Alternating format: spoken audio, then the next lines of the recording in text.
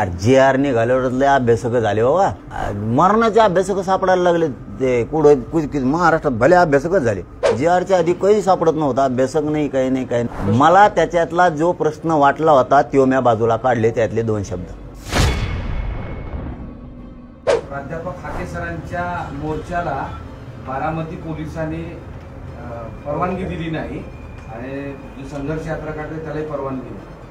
मग मी काय करू आता? मी काय कमिशनर आहे काय? सगळं व्यवस्थित आहे, जे आर व्यवस्थित आहे, मराठ्यांच्या नोंदीसुद्धा व्यवस्थित गॅजेटियरच्या जाणार आहेत. मराठवाड्यातला सगळा मराठा समाजसुद्धा व्यवस्थित ओबीसी आरक्षणात कुणबीच्या माध्यमातून जाणार आहे. सातारा संस्थांच्या माध्यमातून पूर्ण पश्चिम महाराष्ट्रसुद्धा त्यातलाही मराठा समाज आरक्षणात जाणार आहे. काही संभ्रम नाही, फेंभ्रम नाही, काही नाही. आणि आम्हाला टाईम नाही तिकडे ध्यान द्यायला. आम्ही आमचं गरीब मराठी, आम्ही आमची गरीब लढाई आम्ही आमचं बघतो, काय करायचं, कसं मिळवायचं आहे. आत्तापर्यंत कसं मिळू दिलं हे माझ्या समाजालाही माहिती आहे. त्यामुळे त्याच्यावर आम्हाला आता बोलायची गरज नाही, काही गरज नाही. जे आर चांगलं आहे, सगळं चांगलं आहे. आणि त्याच्या पुढचं सांगतो, आम्ही दुरुस्त करायचं सांगितलं, बस का? जे आर दुरुस्त सुधारित काढायचं सांगितलं. पण मुख्यमंत्र्यांनी पण स्पष्ट केलंय की हा जे आर म्हणजे सरसकट नाही. मग आता कालच प्रश्न झाला ना आपला. परत स्पष्ट केलंय त्यांनी, दोनदा केलं. मुख्यमंत्र्यांनी पण सांगितलंय हा मार्ग आहे फक्त. त्याचे सगळे संभ्रम निर्माण झाले होते, त्यामुळेच काल राधाकृष्ण विखे पाटील यांनी तुमची भेट झाली का? नाही, असं काही असण्याचं कारण नाही. काय आहे त्याच्यात प्रक्रिया कशी आहे, त्रिसदस्यीय समितीचा टाइम बॉन्ड काय आहे, तुम्ही अंमलबजावणी कधी सुरू करायला होता, देण्याची प्रक्रिया हैदराबादच्या गॅजेटियरच्या नोंदीच्या नुसार कशा स्वरूपाचा आता द्यायला सुरुवात करणार, ते कधी करणार आहेत, याविषयी आता तुमच्या समक्ष ती चर्चा झालेली. त्याच्यामुळे नसती झाली तर सांगावं लागलं असतं. मला माहिती आहे आणि माझ्या गरिबांना माहिती आहे आम्ही कसं घेतोय, कसं करतोय, कसं झुंजतोय, किती आत्मा आम्ही गोरगरिबांच्या लेकरासाठी तळपितो आमचासुद्धा. त्यामुळं ते सरसकट म्हणू द्या, नका म्हणू देऊ मुख्यमंत्री, मराठवाडा सगळा आरक्षणात जाणार, पश्चिम महाराष्ट्र सगळा आरक्षणात जाणार. त्याचा अर्थ काय होतो माझ्या गरिबाला समजतंय. बाकीच्याला काय म्हणायचं तर म्हणून. बरं, तुम्ही एवढ्या सकारात्मकतेने घेताय, मात्र मग विरोध का केला जातो एवढ्या मोठ्या प्रमाणामध्ये आणि बराटा नेते तुमच्या विरोधात का जातात? ते नाही बाबा मला माहिती, ते त्यांनाच माहीत. आता ते मला नाही माहीत, मला नाही सांगता येत. ते आता ज्याचं त्यालाच माहीत. ते आमचा उद्देश एकच आहे, आमचा गरिबांचा. गरिबाचा पोरगा लढाई लढतोय गरीब लोकांसाठी आणि ती आम्ही जिंकीत आणली. काही न गरज नसते आरक्षणाची. बोलायचं आपलं काय होतं, ज्याला गरज आहे तो तळमळीनं तरफडतो पाण्याच्या बाहेर मासा टाकल्यासारखा. त्याला त्या वेदना असतात गरिबाच्या, पोराबाळांच्या शिक्षणाच्या, नोकरीच्या, आईबापाच्या कष्टाच्या. त्या वेदना घेऊन आम्ही चालतो. बाकीच्या मी धेणं देत नाही, गिनीत बी नाही. मी माझं 22 वर्षापासून आणि आत्ताच्या 2 वर्षापासून मी या समाजासाठी झटून काम करतो, झोकून देऊन काम करतो, इमानदारीनं करतो, हटत नाही, अर्धवट सोडत नाही. आणि मी हे समाजाला माझ्या सिद्ध करून दिलं आहे. असं तसं नाही आहे, सिद्ध करून दिलं. 58 लाख नोंदीच्या माध्यमातून 3 करोड मराठी आरक्षणात घातले. पण एकदा जर हैदराबादचं गॅजेटियर आता घेतलं आणि जे आर झाला, यार याच्यापेक्षा काय आनंद पाहिजे राव. जे आर झाला आणि त्यात काय थोड्या त्रुट्यात लगेच सुधारित मागितलंय. हाके बारामतीला आजपासून आरक्षण मोर्चा म्हणजे ओबीसी संघर्ष यात्रेला सुरुवात होते बारामतीतून. याच्यातून आणखीन एक आहे, तुमचा पुढं प्रश्न येणारच आहे त्याचा, पण मी बी पुन्हा सांगतो की याच्यावरूनच मराठ्यांनी ओळखायचं मराठा आरक्षणात गेला. हे प्रमाण कसं काय असू शकतं तुम्हाला सांगा ना. मग असं एकदा तुम्ही विचारलं होतं बघा, त्याला झाले आता 17 महिने. आपण दोघंच होतो लिंबा झाडाखाली बसलेलो. आपले माधू तात्या गेले बैलगाडीत करून, इंटरव्ह्यून तुम्ही आले. त्या टायमाला म्हणले होते मी तुम्ही असं म्हणले होते आता शिकतं हे 250लाच चिटकलंय. 250लाच तुम्हाला एक दिवस दिसत. त्यावेळेस पुन्हा तुम्ही मला म्हणले होते काय लिहि खरं झालं. तुम्ही उगा थोडं थांबाना, सगळं माझ्या पोटातून उकरून घेतलं काय होतं गोळ. मला लय डोकाला वाला उकरून घेत नाही. पण दुसरीकडे तेच दुसरे ओबीसीची जे आंदोलन सुरू होतं नागपूरमध्ये, त्यांच्या मागण्या मान्य झाल्या आणि या जी आर मध्ये काही नसल्याचं त्यांना क्लिअर कळालं त्यामुळे त्यांनी पण माघार घेतली. चांगलं आलं ना. फक्त आकेत का आंदोलन करतोय? आता ते त्यांचे प्रश्न, मला काय माहित बरं. बरं, हाकेसारखंच भुजबळांचं पण आता सुरू आहे. भुजबळ म्हणतायत आरक्षणाबाबत सरकारकडनं दिशाभूल होतीये आणि त्यांनी स्वतःच्या सरकारवर आरोप केला आहे आणि मराठ्यांची ही थेट ओबीसी आरक्षणात घुसखोरी आहे. नाही, याला घुसखोरी नाही म्हणता येणार, याला अधिकृतपणा म्हणता येईल. पूर्वी सुसूत्रता नव्हती, आता ती आणली. ज्या मराठ्यांवरती ओबीसीत असून सुद्धा अन्याय झाला त्याला आता सरकारनं घालायचं काम सुरुवात केलं. मग विखे साहेब असतील, शिंदे साहेब असतील आणि फडणवीस साहेब असतील की यांनी मराठा समाज अधिकृतपणानं आरक्षणात घालायला सुरुवात केली. त्यामुळे त्याचा बोलण्याचा रोख वेगळा आहे यावल्यावाल्याचा, पण त्याला पक्क माहिती आहे काय ती. बाकीचे बांगडबिल्ले हिंडतेत कुंकडे बी त्याला माहिती आहे पक्क मराठे. कारण मी एकदा बघा पाठीमागं 2 महिन्यापूर्वी आपण प्रेस घेऊन तारीख डिक्लेअर केली होती, मुंबईला जायची, त्यावेळेस सांगितलं होतं की त्याला पक्का माहीत होतं की हे आरक्षण घेणारच आहे. मला आता बळीचा बकरा केला आहे मंत्रिपद देऊ असे मी गुप्त माहीत तुम्हाला त्यांच्या गोटातली मला सांगितली होती. ती मी मीडियासमोर त्याच वेळेस सांगितली होती. कारण आमचा हक्क आहे ते आम्ही मिळवणार आहेत आणि त्याला कळतंय मराठे सरसकटच आरक्षणात गेले. फक्त आपल्या लोकांनी समजून घेणं खूप गरजेचं आहे. आपण कशासाठी झुंजतोय, कोणासाठी झुंजतोय. आपल्यासाठी जीवपणाला गरिबाचे पोरं लावतात. माझे गरीब लेकरं मुंबईला गेले, आज मुंबईला त्या दिवशी करोडोनं, म्हणून आज विजय घेऊन वापस आले. हे आता काय नुसते लिखी नाही आहे, ड्राफ्ट नाही आहे, याला GR म्हणतात, गव्हर्नमेंट रूल येतो. तो पुन्हा कायद्यात संविधानात ओबीसींना आणि मराठ्यांना घालण्यासाठी तो पारित केलेला आहे. आता त्याची अंमलबजावणी गेला मराठा आरक्षणात सगळा. नव्या GR मुळे ओबीसीत वाटेकरी वाढतायत असं त्यांचं म्हणणं आहे भुजबळांचं. वाटेकरी GR आलाय तुमच्याबरोबर, ते आमच्यात आलंय तर त्यामुळे ओबीसीत वाटेकरी वाढत चालले सगळे. अहो ते आमच्यात आलाय, आम्ही नाही त्याच्यात चाललो, ते आमच्यात आलाय. फक्त आमचं मन मोठं होतं आमच्या पूर्वजांचं की नको आपल्याला तर घ्या. आम्ही 1881 ते आत्तापर्यंत आरक्षणात होतो. हे 89ला आलं आहे आत्ता. आम्ही पूर्वीचेच आहेत.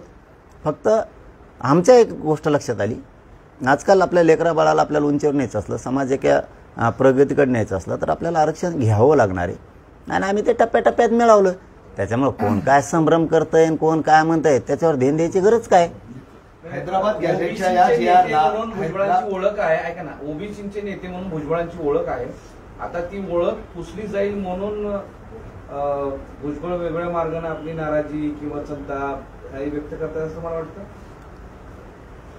नाही, शक्यतो ते पुसून नाही द्यायचा, कारण त्याच्यापेक्षाही खूप मातंबर आहेत, त्याच्यापेक्षाही खूप हुशार आहेत. पण काय असतं, आपल्या बुद्धीची जेवढी कुवत आहे त्या कुवतेप्रमाणे तो समोरच्या ओबीसी नेत्याची छेड काढतो आणि ओबीसी नेत्यांचे कसे नख कापता येतील हे काम करून तो बरोबर वेदना देतो आणि बाजूला सरकेतो.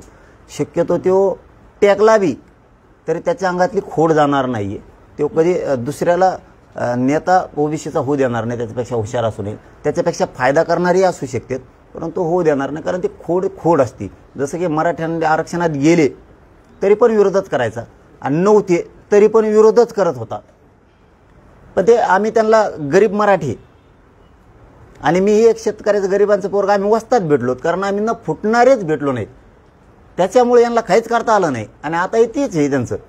कारण त्याला GR चांगला कळतो, त्याला GR काय गोष्ट आहे. कारण त्यांनी 3-4 मोठे पक्ष हाताळलेत, बहुमताच्या 3 ते 5 सत्ता त्यांनी स्वतः हाताळल्या, प्रत्येक वेळेस त्यांनी कॅबिनेटच हाताळली. त्याच्यामुळे त्याला ह्या गोष्टी माहीत आहेत की ह्या कायद्याच्या रूलनं मराठे 100% आता आरक्षणात गेले. त्यामुळं पुन्हा मला तिथंच यायला लागतंय, फमरावर मराठ्यांनी नाही जगायचं आहे. कोणी गैरसमज पसरेला म्हणून आपण जीवन नाही जगायचं कधी. आपण संघर्षाची वाटचाल आपली कायम सुरू ठेवायची, आपण ती कमी नाही होऊ द्यायची. मी इतका शरीराला त्रास झाला तरी मी या समाजाच्या लेकरासाठी माझा संघर्ष ढिला पडून देत नाही. कारण मी जर ढिला पडलो ना, उद्या लाखो पोरांचं भविष्य धोक्यात येणार आहे. एखादी चूक झाली दुरुस्त करू नका, काय अडचण आहे. पण आपण कुणीतरी आपला गैरसमज केला, अपमान केला, कुणीतरी अफवा पसरल्या, खोटं नाटं सांगितलं म्हणून जर आपण मागं सरकलो तर आपण समाज मग डोळ्यासमोर नाही ठेवला याचा अर्थ असा होतो आपण आपली स्वतःची प्रतिष्ठा डोळ्यासमोर ठेवली त्याचा अर्थ असा. त्यामुळे माझी प्रतिष्ठा तिकडे खड्ड्यात घातली. एक महत्वाचं आहे, हैदराबाद गॅझेटच्या GR-ला कोर्टात आव्हान देणार अशी घोषणा छगन भुजबळांनी केली आहे. आम्ही कोर्टात जाणार आणि हे सोक्षमोक्ष लावणार. जाय म्हणा, त्याला जे जाय ते जाऊ द्या, काही होत नाही. कोर्टात काय होणार नाही. कायच होणार, त्याला काय होणार आहे. गॅझेट हे काय GR कशाचा आहे याच्यावर अवलंबून आहे ना. GR कशाचा आहे, सरकारी दस्तऐवज आहे. सातारा संस्थान हैदराबाद गॅझेट हे सरकारी दस्तऐवज आहे, त्याचा GR काढलेला आहे. त्याच्या सुलभता आणण्यासाठी, सुसूत्रता आणण्यासाठी, त्याची प्रक्रिया पूर्ण राबवण्यासाठी. सरकारी दस्तऐवजाच्या नोंदीनुसार मराठ्यांना कुणबी प्रमाणपत्र देतात. कोर्टात जाऊन काय करी, आणि ते जर कोर्टात काही होतंय ना तर मंडल कमिशन सुद्धा चॅलेंज होतो. मग देशात अहवालावर जिवंत असणारं एकच आरक्षण आहे मंडलचं. अहवालावर देशातलं आरक्षण कधीच लागू नसतं. एकनाथ शिंदे यांनी एक दावा केला आहे की सॉरी, अध्यादेशावर, अहवालावर नाही, अध्यादेशावर जिवंत आहे. एकनाथ शिंदे यांनी एक दावा केला आहे की जो शासन निर्णय काढला याची सर्व पूर्व कल्पना भुजबळांना होती, हैदराबाद गॅझेट पासून सगळं. तर मग असं असताना मग विरोध कशाचा. कंट लोकाला शेपटाच्या आळ्या, त्याची बिगर शेपटाचीच लाई कंट. पाटील, तुम्ही असं सांगतात की GR मध्ये काही त्रुटी असेल तर ते बदल केल्या जाईल, किंवा तुम्ही ते सांगताय. असं वाटतंय का GR मध्ये खरंच त्रुटी राहिल्या? कारण बरेच अभ्यासक असे प्रश्न उपस्थित करतात. GR मध्ये काही त्रुटी आहे असं तुम्हाला मान्य आहे? अरे GR निघाल्यावर अभ्यासक झाले बाबा, मरणाचे अभ्यासक सापडायला लागले. ते कुठं महाराष्ट्रात भले अभ्यासकच झाले. GRच्या आधी काही सापडत नव्हता, अभ्यासक नाही, काही नाही. पण ठीक आहे ना, भावना आहे, समाजाचे लोक आहेत, भावना आहे ना त्यांची, काय हरकत आहे, त्याला काय विरोध करायची गरज आहे. त्यांना करू द्या आम्हाला विरोध, आम्ही नाही करत त्यांना. त्याच्यात काय सुधारणा करायची सांगितली. हा, त्रुटी आहे, मान्य आहे का असं तुम्हाला? मला त्याच्यातला जो प्रश्न वाटला होता तो मी बाजूला काढले, त्यातले 2 शब्द आणि खालचे 4. हा, मी जागेवर तिथं सांगितलं हे योग्य नाही. आता त्रुटी नाही असं वाटतं तुम्हाला? अरे बाबा रे, मला जे वाटलं ना समाजाच्या हिताचं, त्याच्याशिवाय मी GR हात लावणार नाही. तर मग त्यांनी सांगितलं आता पुन्हा वेळ द्यावा लागेल. म्हणलं वेळ घ्या, नाही तर काही करा, मी तोपर्यंत लोकात म्हणणार नाहीये.